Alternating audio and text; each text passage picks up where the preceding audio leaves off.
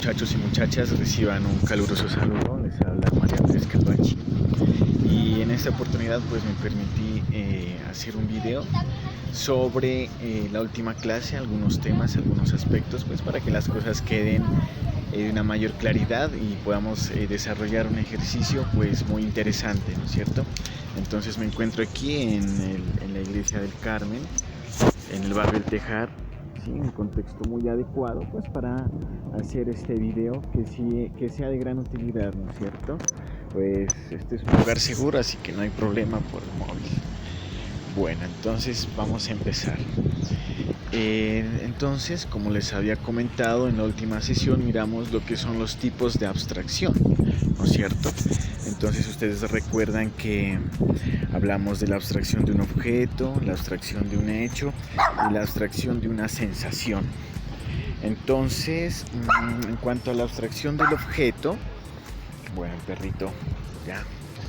En cuanto a la abstracción del objeto, recordamos de la mora, ¿no es cierto? El ejercicio que nosotros hicimos de la forma, ¿no es cierto? De la cualidad, perdón, ¿sí? Entonces, recordaban que tomamos una mora y de la mora miramos el elemento de repetición, ¿no es cierto? Y cómo nosotros hicimos una abstracción de esa repetición.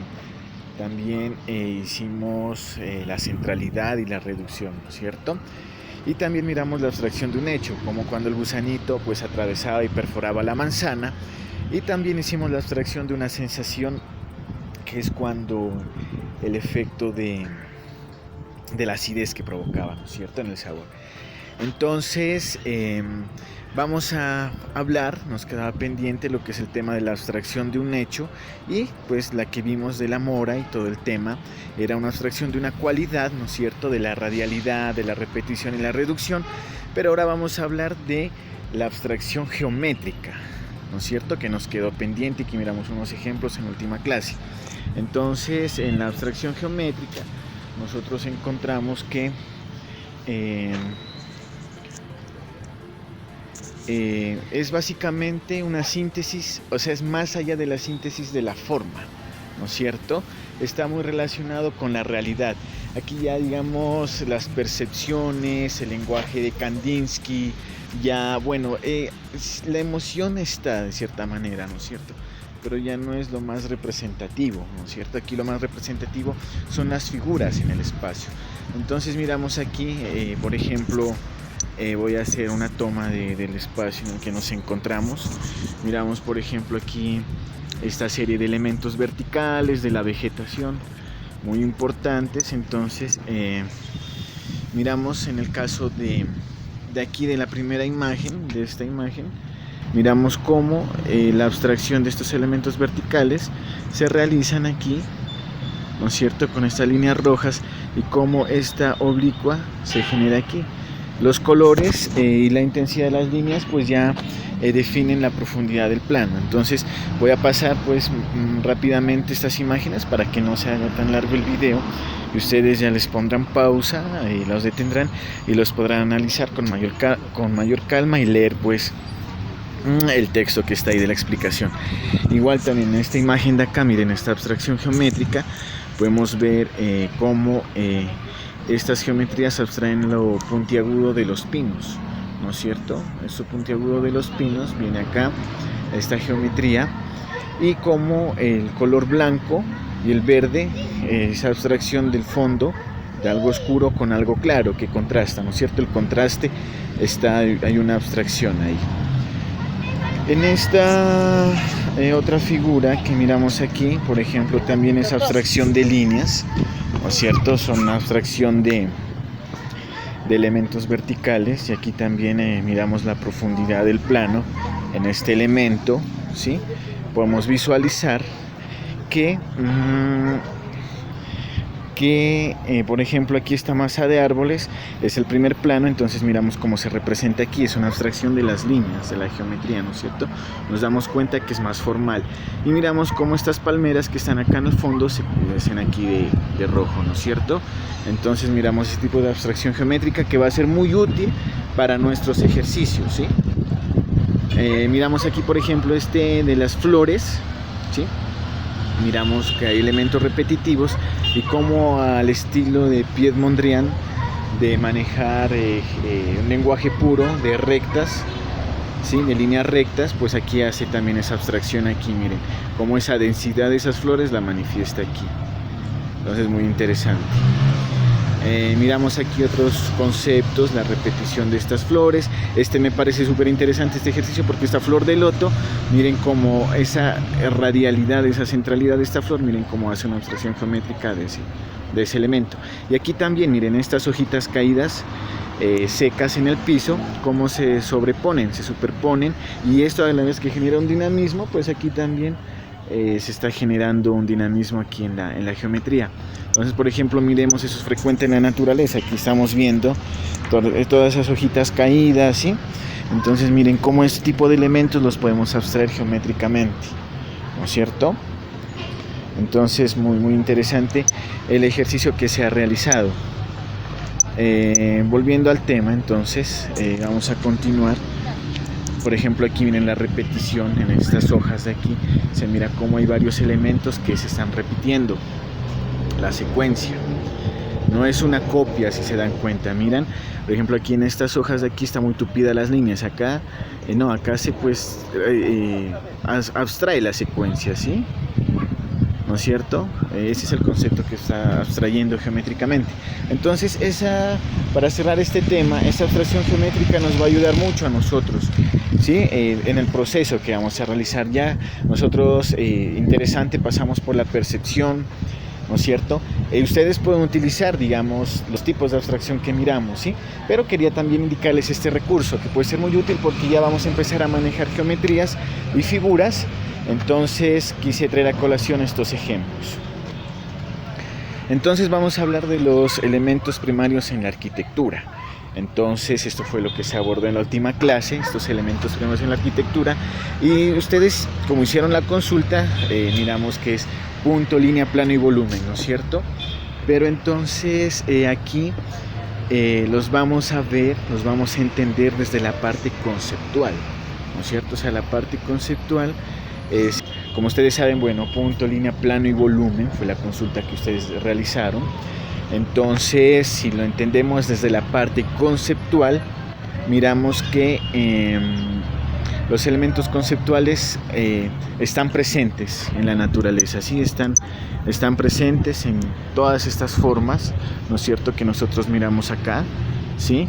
Por ejemplo, aquí miramos líneas, planos, puntos y volúmenes en todas estas geometrías de la naturaleza, ¿no es cierto? Entonces hay muchos de esos elementos que, si los entendemos conceptualmente, son invisibles, digamos, para el ojo humano, pero no invisibles para la mente. Entonces tenemos que tener esa capacidad de poder detectar esos elementos primarios de la naturaleza que están presentes. Entonces vamos a continuar aquí. Miramos en este dibujo, miramos una síntesis de lo que es básicamente punto, plano, línea y volumen, ¿sí? Miramos que el punto es el inicio, la mínima expresión. Conceptualmente indica una posición en el espacio, como lo vamos a ver más adelante, y miren esta línea, que podríamos decir que es el conjunto de infinitos puntos, por decirlo así, ¿no es cierto? Y miramos aquí como varias líneas ahora sí conforman un plano. Aquí hablamos de 2 dimensiones, ¿sí?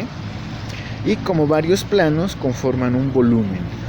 Entonces ese es el concepto básico de estos 3 elementos, ¿sí?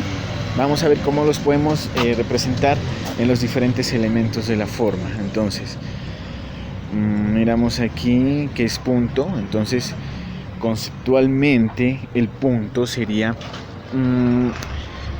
que es un elemento que nos permite ubicar una posición en el espacio, ¿sí? Y a la vez, como tenemos esta cualidad de ubicar posiciones en el espacio, nos permite también encontrar los 2 extremos de una línea, la intersección de 2 líneas, el encuentro de líneas de la arista de un plano a un volumen y el centro de un campo. Vamos a ver algunos ejemplos de esos a continuación. Entonces, aquí, por ejemplo, en este ejercicio de de esta abejita, perdón, que pusimos aquí, miramos que estos puntos azules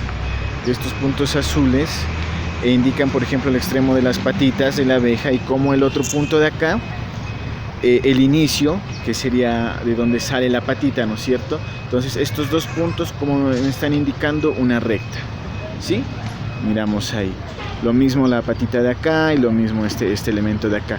Y asimismo los ojos, miramos aquí, los ojos están, perdón, se me adelantó esta diapositiva, están marcando también dos puntos en el espacio, ¿sí? Entonces, esa es la manera de encontrar puntos de las geometrías, ¿sí? Por ejemplo, aquí en esta planta que está aquí, veamos un ejemplo. Miramos que aquí podemos encontrar dos puntos. Sería este punto inicial de aquí, ¿no es cierto? De donde nace esta ramita, y el punto final aquí, este elemento. Entonces, como estos nos permiten ubicar una posición en el espacio. Miramos, por ejemplo, en esta telaraña el segundo caso de la línea, que nos permite encontrar la intersección de dos líneas. Entonces miramos aquí cómo esos puntos azules se ubican en la intersección donde se cruzan la tela de araña, ¿no es cierto? Se está ahí entrecruzando, entonces eso también nos indica un punto, ¿sí? Esa es la manera de aproximarnos conceptualmente a comprender el punto. Miramos aquí, por ejemplo, que también el punto nos permite determinar un plano, ¿sí? Nos permite determinar un plano. Por ejemplo, miramos aquí en la figura de la abeja, miramos que hay unos puntos imaginarios, por ejemplo el de aquí, este punto de acá, el punto de aquí y el punto de acá, perdón, se me pasó, nos permiten generar todo este plano. Entonces son puntos imaginarios que de pronto, o sea, no los podemos ver directamente, pero como decía el enunciado, tenemos la capacidad de imaginarlos y de verlos mentalmente. Y esa es la parte conceptual de entender punto, plano, línea y volumen. Aquí este ejercicio que lo miramos nosotros en clase, ¿no es cierto? Podemos ver los diferentes puntos que indican una posición en el espacio. Miramos las cúpulas, como tienen unos puntos, ¿sí?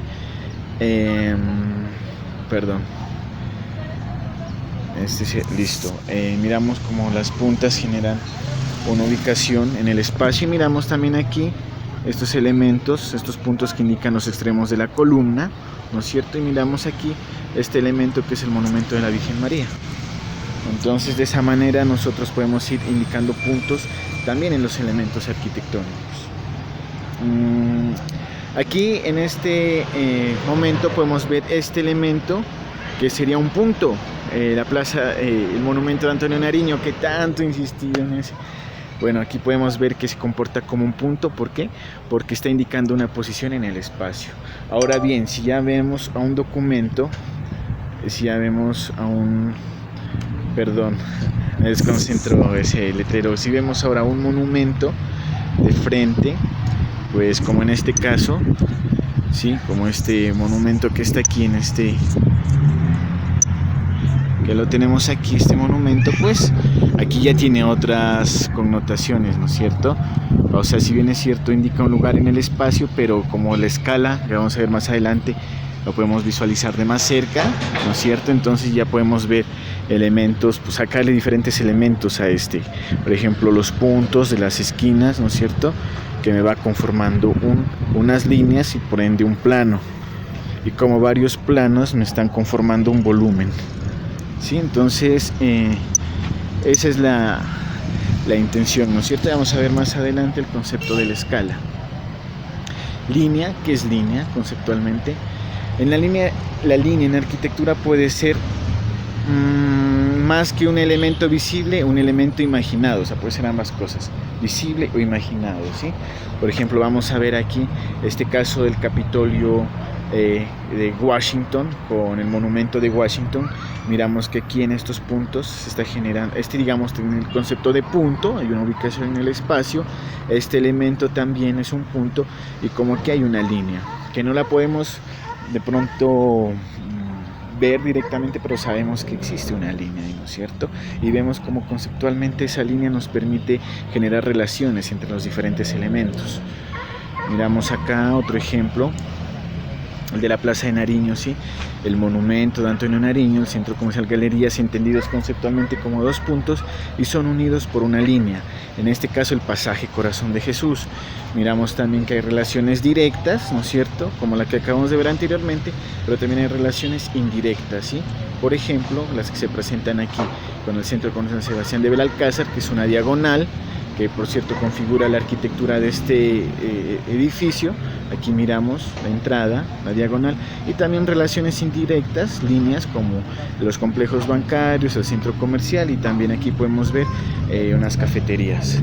La línea como elemento visible, bueno, ya eso lo vimos en clase, ¿no es cierto? Miramos líneas verticales, horizontales, líneas curvas que componen la forma. Aquí nosotros estamos mirando también cómo nosotros podemos abstraer líneas y puntos de los elementos, ¿sí? En este caso de ese arco del edificio que queda al lado de la gobernación, donde se llevan a cabo las actividades correspondientes al derecho, ¿sí? Ahí son los juzgados. Y miramos aquí nosotros el arco, digamos el acceso, ¿sí?, de la gobernación, como hizo una abstracción de ahí. Lo interesante es que ya podemos nosotros determinar puntos y líneas en estos elementos. Miramos aquí las líneas como elementos estructurales, ¿sí? Y también la línea sirve no únicamente para conectar puntos, sino también, bueno, de otra manera, también para conformar, cerrar o rodear elementos, ¿no es cierto? En este caso, miramos cómo esta masa arbórea, esta masa verde, se convierte en una línea, miren. Entonces esa es la manera de entender conceptualmente la línea, ¿sí? Miramos cómo bordea esa laguna o ese espejo de agua, por decirlo así, artificial. Vamos a continuar. La línea puede conformar planos, varios planos, y miramos aquí en el caso de la abejita, miramos los diferentes puntos y cómo la línea conforma el ala, que es ese plano. Miramos también esas líneas que conforman el plano de la Plaza de Nariño. Ahora, ¿qué es plano? Vamos a ver qué es plano. Plano es el desplazamiento de una línea, ¿no es cierto? Entender también como el distanciamiento de una línea con otra, o como la repetición de número infinito de líneas también, como miramos aquí en el gráfico, ¿sí? Entonces aquí miramos que la línea puede ser virtual. Aquí hay un espacio virtual, no necesariamente hay algo físico.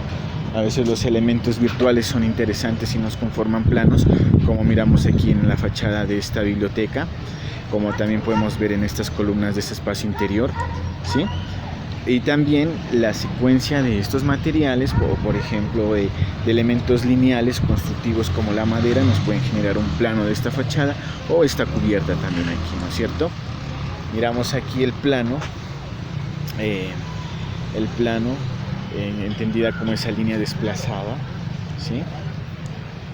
Y esto es muy importante, muchachos. Esto sí tenemos que tenerlo en cuenta, que el plano no lo debemos entender así simplemente como así, está algo tan parejo, por decirlo así, de esta manera como está aquí, ¿sí? Sino el plano lo debemos entender como una superficie, y sabemos que una superficie es compleja. Miren, por ejemplo, estos paraboloides son planos, son superficies, lo debemos entender como una superficie, miren, y no es necesariamente algo así tan rectico como lo miramos aquí, ¿sí? ¿No es cierto? Sin ninguna deformación.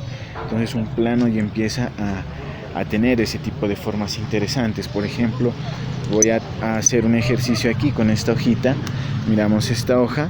Entonces, por ejemplo, podemos representar un plano, pero miren, un plano puede tener estas formas, ¿no es cierto? Curvas, puede formarse. Entonces, eso es lo interesante del plano, ¿sí?